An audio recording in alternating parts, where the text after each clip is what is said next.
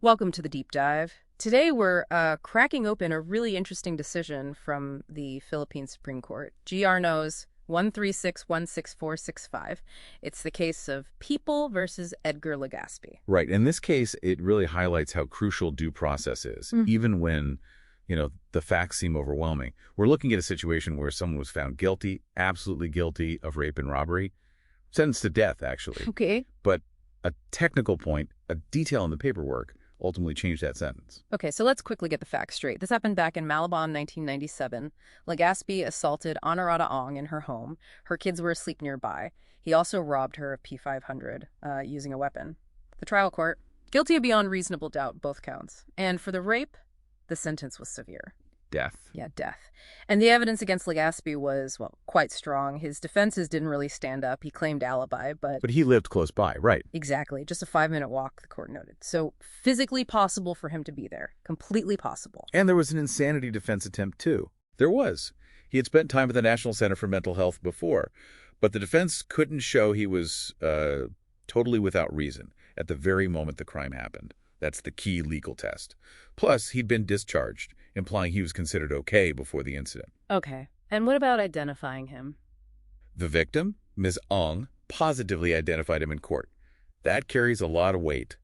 There were some minor inconsistencies mentioned, like details from the initial police blotter compared to her testimony, maybe the exact spot of a mole or something.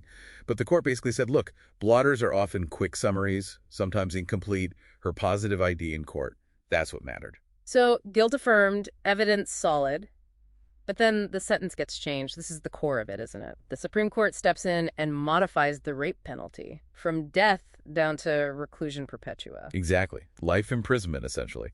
And here's why it's purely procedural but vital. The trial court used aggravating circumstances dwelling, meaning it happened in her home, and nighttime to justify the death penalty. Makes sense. Those make the crime seem worse. They do.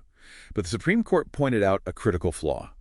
Those circumstances, dwelling and nighttime, they were not specifically listed in the official charge sheet, the information filed against Legaspi for the rape. Ah, the formal document telling him exactly what he's accused of? But wait, if the crime happened in her home, isn't dwelling kind of obvious? Why does spelling it out on paper matter that much? It matters immensely when the potential penalty is death.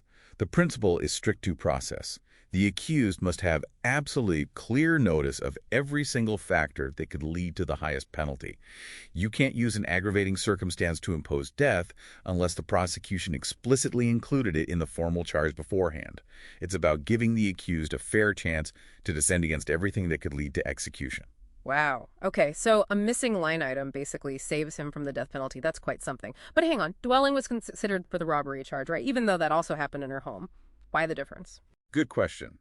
That shows the specific legal thinking at that time. That super strict rule, formally alleging aggravators, primarily applied when the death penalty was on the table for that specific charge. For the robbery, where death wasn't the potential sentence, the rules were slightly different then, so dwelling could still be considered to set the indeterminate sentence. I see. So it was really tied to the capital nature of the rape charge. Precisely. But this case also pointed towards a change. The court mentioned that the revised rules of criminal procedure, which came into effect around December 2000, actually changed this. Now, the rule's broader. All qualifying and aggravating circumstances have to be explicitly stated in the complaint or information for all criminal cases, not just capital ones. So this case sort of heralded that stricter standard across the board. Prosecutors really need to be meticulous now. Okay, so summing up. Legaspi's guilt, affirmed, sentence for rape, modified to life. And the victim, Honorata Ong, received P130,000 in damages, civil indemnity, moral, and exemplary damages. Correct. It underlines that finding of guilt and the penalty phase are distinct, and procedural rules in the penalty phase, especially for capital cases, are paramount. It really makes you think, doesn't it, that the technicality of legal wording, just how a charge is written down, can literally be the difference between life and death. It shows just how careful legal work is, especially when the stakes are that high. Absolutely. It's a stark reminder that procedure isn't just bureaucracy. It's a fundamental safeguard within the justice system.